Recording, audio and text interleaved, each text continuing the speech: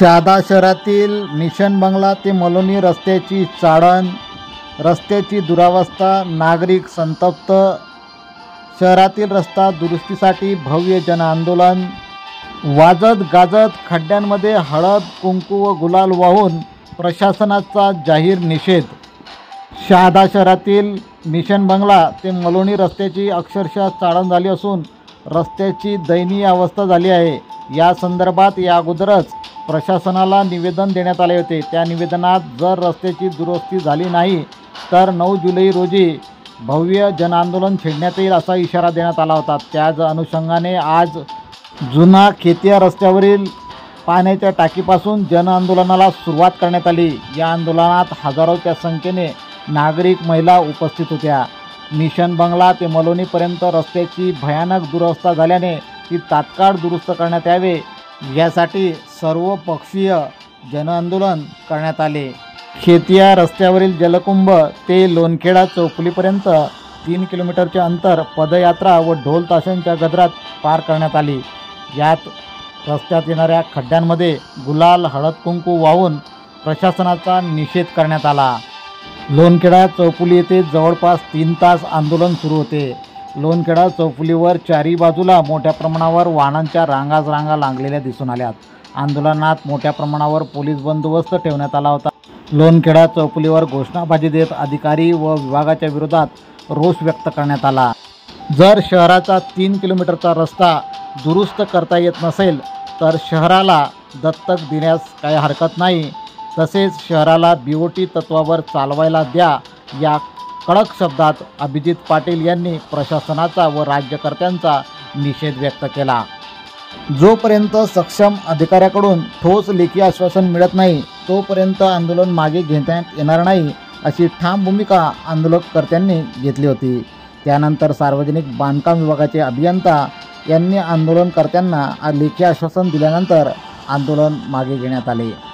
आंदोलनकर्तेवेळी कृषी उत्पन्न बाजार समितीचे सभापती अभिजित पाटील, उबाटा गटाचे जिल्हा प्रमुख अरुण चौधरी, जहीर शेख, रवींद्र जमादार, विनोद चौधरी, निलेश पाटील, यशवंत चौधरी, उबाटा गटाचे शहर प्रमुख सागर चौधरी, धनराज इशी, लोटन धोबी, कॉम्रेड ईश्वर पाटील, मनलेश जयस्वाल आदी मोठ्या संख्येने कार्यकर्ते उपस्थित होते। KTN news network, Shahada. सगळ्यात महत्त्वाचं आहे आणि एवढं करून देखील प्रशासनाला काही घेणं देणं नाहीये, यायला तयार नाही।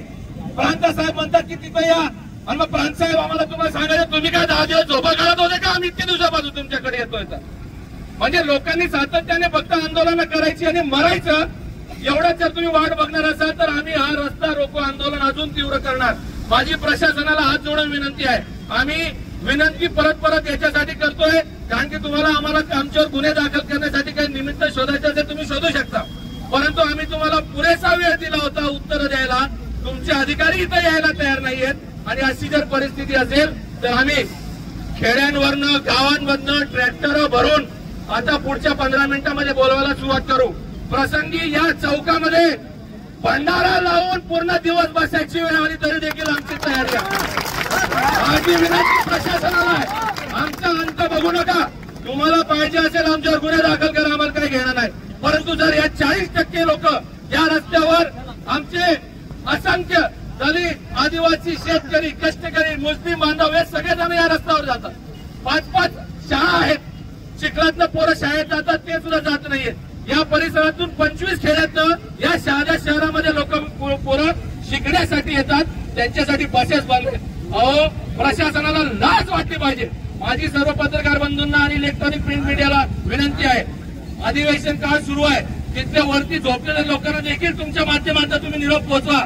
हे शहादा शहर जर कधी तुमच्याकडे सुधरत नसेल तर या शहादा शहराला दत्तक देऊन टाका, नाहीतर आम्हाला मध्य प्रदेशमध्ये टाका, नाहीतर गुजरातमध्ये टाका, नाहीतर BOT तत्वावर देऊन टाका।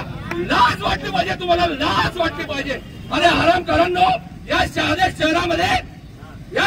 शहरामध्ये कुठल्याच साईडने रस्ते नाहीत, गाड्या मोठ्या जाऊ शकत नाहीत आणि तुम्ही मोठ्या बाधा करतात। आणि ज्या लोकांना वाटत असेल की आम्ही फक्त भोंकण्याचं काम करतोय, अरे सर्वात पहिले तर तुम्हाला लाज वाटायला पाहिजे।